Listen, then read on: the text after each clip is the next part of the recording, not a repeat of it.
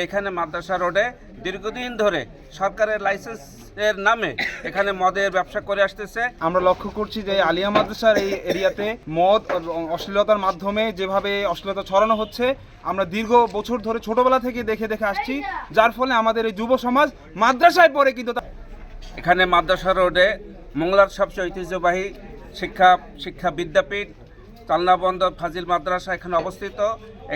এখানে হেফজখানা আছে, এখানে এতিমখানা আছে এবং এখানে একটা বড় ঐতিহ্যবাহী মসজিদ আছে।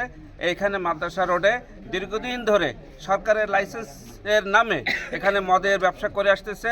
সকাল বিকাল ফজরের নামাজের পরে পর্যন্ত আমরা নামাজে পড়ার সময় ফজরের নামাজের পরে আমরা দেখি এখানে মদ বিক্রি করে, সারা দিন রাত 24 ঘন্টা এখানে মদ বিক্রি করে। এখানে পরিবার নিয়ে ব্যবসা বাণিজ্য নিয়ে এখানে বসবাস করা খুব দুঃসহ হয়ে পড়েছে। সামাজিক অবক্ষয় হয়েছে।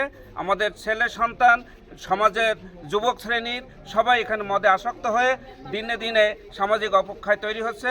সে কারণে আজ জুমাবাদ মসজিদের মুসল্লিদের সম্মিলিত সিদ্ধান্ত মোতাবেক এখানে এই মদের দোকানে তালা মারার সিদ্ধান্ত হয় এবং সেই মোতাবেক সকল মুসল্লি আপামর জনতা মিলে এখানে এই মসজিদে মেয়র সাহেবের নেতৃত্বে এই মসজিদের পক্ষ থেকে এলাকার মুসল্লিদের পক্ষ থেকে মদের এই দোকানে সিলগালা করা হয়। আমরা চাই এখান থেকে মদের দোকান অন্যত্র সরিয়ে নেওয়া হোক অথবা মোংলা থেকে এই লাইসেন্স বন্ধ করে সমাজের অবক্ষয় রোধ করার জন্য আমরা সবাই মিলে উদ্যত আহ্বান জানাচ্ছি।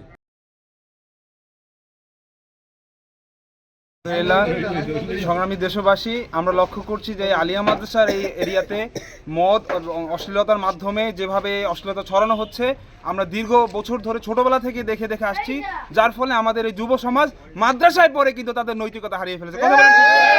সংগ্রামী দেশবাসী, আমরা লক্ষ্য করি যে ঈদের সময় পর্যন্ত এখানে মদ খেয়ে মসজিদের ইমাম সাহেবকে গালি দেওয়া হয়, আমাদেরকে এরকম নামাজ পড়ে মসজিদ থেকে বের হয়ে শুনতে হয়। মসজিদে নামাজ পড়তে পারি না, এখানে মদ খেয়ে গিয়ে এখানে গালাগালি করা হয়, আমরা মসজিদ জানলা থেকে শুনি। দাবি কি?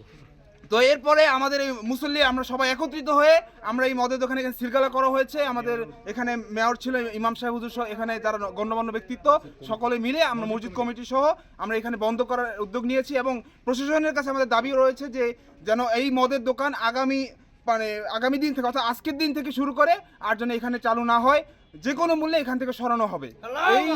এই দাবি আমাদের আপনাদের কাছে থাকলো, প্রশাসনের কাছে থাকলো এবং আমরা এখানে মুসল্লিরা যারা আছি আমরা সবসময় সজাগ রয়েছি।